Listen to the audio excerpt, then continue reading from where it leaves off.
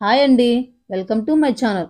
ఈరోజు వీడియోలో దోసకాయ పప్పు ఎంతో టేస్టీగా సింపుల్గా ఎలా ప్రిపేర్ చేసుకోవాలో నేను మీకైతే చూపించబోతున్నాను. దోసకాయ అనేది ఇష్టం లేని వాళ్ళు కూడా ఈ పప్పును చూస్తే తినాలనిపించేంత అద్భుతంగా అయితే ఉంటుంది ఈ పప్పు. ఇది గనక వేడి వేడి అన్నంలో పప్పు కాంబినేషన్లో నెయ్యి వేసుకొని గనక తింటే చాలా అద్భుతంగా అయితే ఉంటుంది. ఇప్పుడు ప్రాసెస్లోకి వెళ్ళిపోదాం పదండి. Let's go. దీనికోసమైతే ముందుగా మనం కుక్కర్ని తీసుకొని అందులో నేనైతే 2 కప్పుల కందిపప్పు అయితే తీసుకున్నాను. మీరైతే ఎవరి క్వాంటిటీ తగ్గట్టు వాళ్ళు తీసుకోండి. తీసేసుకున్న తర్వాత ఒక 2-3 టైమ్స్ అయితే వాష్ చేసేసుకొని పక్కన పెట్టేసుకొని దాంట్లో కందిపప్పు మునిగేదాకా అయితే వాటర్ అయితే పోసుకొని పక్కన పెట్టేసుకోండి. ఈలోపు మనం దోసకాయని తీసుకొని పీల్ అవుట్ చేసేసుకొని పీసెస్ కింద కట్ చేసుకొని అయితే పక్కన అయితే పెట్టేసుకుందాం. ఇప్పుడైతే మనం కట్ చేసి పెట్టుకున్నటువంటి దోసకాయ ముక్కలు, టమోటా ముక్కలు, పచ్చిమిర్చి మన టేస్ట్కు తగ్గట్లుగా మొత్తం అయితే ఒక్కొక్కటిగా అయితే ఇందులో యాడ్ చేసేసుకోవాలి. ఇంకా నెక్స్ట్ వచ్చేసి ఇందులోనే కొంచెం అంటే కొంచెం చింతపండు యాడ్ చేసుకోవాలి. ఎక్కువైతే వేసుకోవద్దు, ఎందుకంటే ఆల్రెడీ టమోటాలు వేసాం కాబట్టి ఎక్కువైతే పడదు, కొంచెమే పడుద్ది.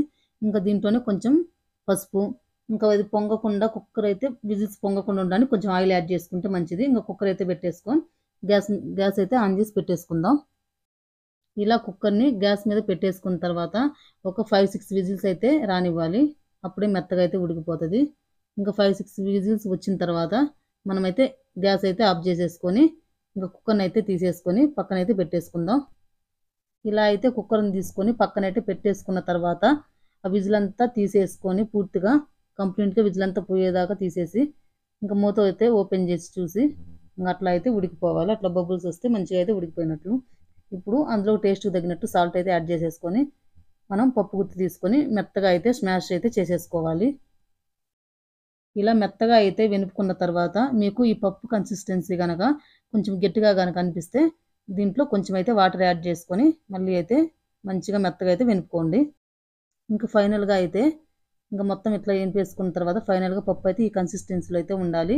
ఇంకా దీన్ని అయితే పక్కన పెట్టేసుకొని నెక్స్ట్ వచ్చేసి తాలింపు కోసం అయితే మనం ముందుగా స్టవ్ ఆన్ చేసి ఒక దలసరిగా ఉండే కడాయి పెట్టుకొని దాని మీద కొంచెం ఆయిల్ యాడ్ చేసి అది కొంచెం హీట్ అయిన తర్వాత కొంచెం తాలింపు గింజలు వేసుకొని కొంచెం కరివేపాకు వేసుకొని ఇది మంచిగా ఫ్రై అయ్యేదాకా తిప్పుకోవాలి. ఇంకా నెక్స్ట్ వచ్చేసి ఇందులోనే కొన్ని ఆనియన్స్ కూడా కట్ చేసేసుకొని వేసుకోవాలి. ఇవి కూడా కొంచెంసేపు అయితే 5 మినిట్స్ అట్లా తిప్పుకోవాలి. ఇవి మొత్తం గోల్డెన్ బ్రౌన్ కలర్ వచ్చే వరకు మొత్తం అయితే ఇలా తిప్పేసుకోవాలి. ఇంక ఇలా గోల్డెన్ బ్రౌన్ కలర్, ఈ కలర్ మీకు వీడియోలో చూపిస్తున్నట్టుగా ఇట్లా గోల్డెన్ బ్రౌన్ కలర్ వస్తే అయితే మంచిగా ఉంటుంది.